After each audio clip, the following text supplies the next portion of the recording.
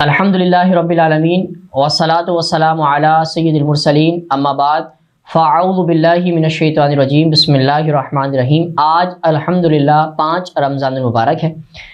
آج ہم روزے کی تعریف اور استقبال ماہ رمضان کے بارے میں پڑھیں گے۔ روزے کی تعریف برادران اسلام، روزے کو عربی زبان میں صوم کہتے ہیں۔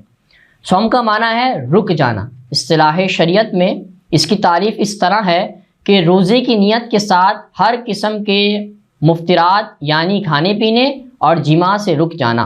تو معلوم ہوا کہ روزے کی نیت سے ساتھ طلوع فجر یعنی پھوٹنے سے لے کر غروب آفتاب تک کھانے پینے اور مباشرت سے باز رہنے کا نام روزہ ہے۔ روزے کے وقت کی ابتدا پھوٹنے سے شروع ہوتی ہے۔ روزے کا وقت غروب آفتاب پر اختتام پذیر ہو جاتا ہے۔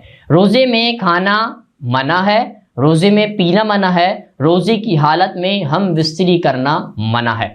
برادران اسلام، روزے میں بہت سی حکمتیں پوشیدہ ہیں۔ اللہ تعالیٰ حکیم اور علیم ہے اور اس کا کوئی کام حکمت و دانائی سے خالی نہیں ہے۔ اللہ تبارک و تعالیٰ نے ملائکہ کی انجمن میں ایک بار ارشاد فرمایا، انی جاعل فی الارض خلیفہ، میں زمین میں اپنا نائب بنانے والا ہوں۔ ملائکہ نے عرض کی، اتجعل فیہا من یفسد فیہا، ایسے کو نائب کرے گا جو زمین میں فساد کرے گا؟ تو اللہ نے ارشاد فرمایا، انی اعلم ما لا تعلمون، فرمایا مجھے معلوم ہے جو تم نہیں جانتے۔ پھر اللہ تبارک و تعالیٰ نے حضرت آدم علیہ السلام اور ان کی اولاد پر روزے فرض کیے، اور انبیاء کرام علیہ السلام اور ان کی امت پر روزے فرض کیے، اور امت مصطفیٰ صلی اللہ علیہ وسلم پر بھی 1 ماہ کے روزے فرض کیے گئے۔ ملائکہ کو اس حکمت کا علم ہو جائے گا کہ میں نے آدم علیہ السلام کو کیوں پیدا کیا۔ ملائکہ جن میں کھانے پینے اور شہوت کی طب و طور پر صلاحیت نہیں ہے، ان خواہشات کو انسان میں پیدا کر کے روزے رکھنے کا حکم دیا تاکہ فرشتوں کو معلوم ہو جائے کہ میرا بندہ خواہشات نفسانیہ کے باوجود بھی فقط میری رضا کے لیے اپنی خواہشات سے رکا ہوا ہے اور روزہ رکھ کر میرے وصل اور قرب کا طالب ہے۔ حضرت اللہ کریم قرآن مجید میں ارشاد فرمایا کہ پاک لوگوں کے لیے ہے۔ قرآن کریم میں فرمایا پاک چیزیں پاک لوگوں کے لیے ہیں، الطیبات للطیبین، جنت پاک ہے، حور و غلمہ پاک ہیں، اور امت مسلمہ کے لوگ جب تک پاک نہ ہوں جنت میں داخل نہیں ہو سکتے۔ پاکیزہ میوے نہیں کھا سکتے، پاک نہریں یعنی کوثر و سلسبیل کے جام کی لذتیں نہیں اٹھا سکتے۔ اللہ تبارک و تعالیٰ نے امت حبیب صلی اللہ علیہ وسلم کو روزے سے نوازا تاکہ ان کے گناہوں کو پاک کر دے، ان کے گناہوں کو جلا دے، اور بھوک اور پیاس کی آگ میں ڈال کر ان کے وجودوں کو گناہوں کی آلودگیوں سے پاک اور صاف کر دیا تاکہ کل قیامت کے دن دوزخ کی آگ سے بچ کر پاک اور صاف لوگ جنت میں داخل ہو جائیں اور اس کی نعمتوں سے سرفراز ہوں۔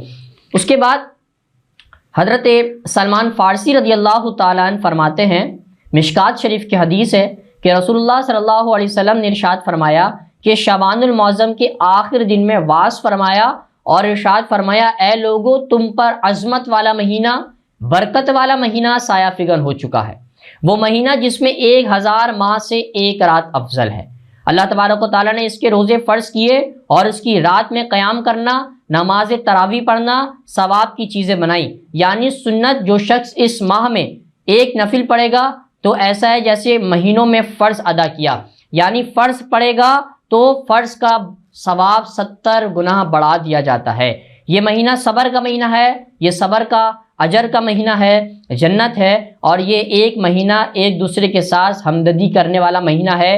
اس ماہ میں مومن کا رزق بڑھا دیا جاتا ہے، جو اس میں روزے دار کو افطار کرائے اس کے گناہوں کو مٹا دیا جاتا ہے اور اس کی مغفرت کر دی جاتی ہے، اور اس کی گردن آگ سے آزادی کر دی جاتی ہے، اور اس کے افطار کرانے والوں کو ویسا ہی ثواب ملے گا جیسا کہ اس نے ایک روزدار روزہ کرایا، چاہے کہ اس نے روزہ نہ رکھا ہو۔ اس کے بعد یا رسول اللہ صلی اللہ علیہ وسلم، ہم میں سے ہر ایک وہ چیز نہیں جانتا جس سے روزے دار کو روزہ افطار کرائے۔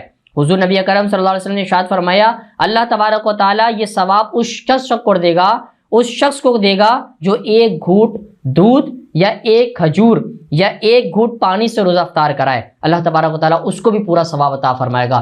دعا ہے اور ایک میسج بھی ہے، نصیحت بھی ہے کہ جو مخیر حضرات ہیں وہ ہمدردوں کو ساتھ دیں اور ان گھروں میں راشن کو پہنچائیں اور ان گھروں میں روزہ افطار کے معاملات کریں کہ جو لوگ اس مہینے کی لذتوں کو نہیں پہنچ پاتے اور اس مہینے کی برکتیں رحمتیں وہ حاصل کریں۔ دعا ہے اللہ تبارک و تعالی ہمیں مل جل کر روزہ افطار کرنے کی توفیق عطا فرمائے۔ وما علینا الا البلاغ المبین۔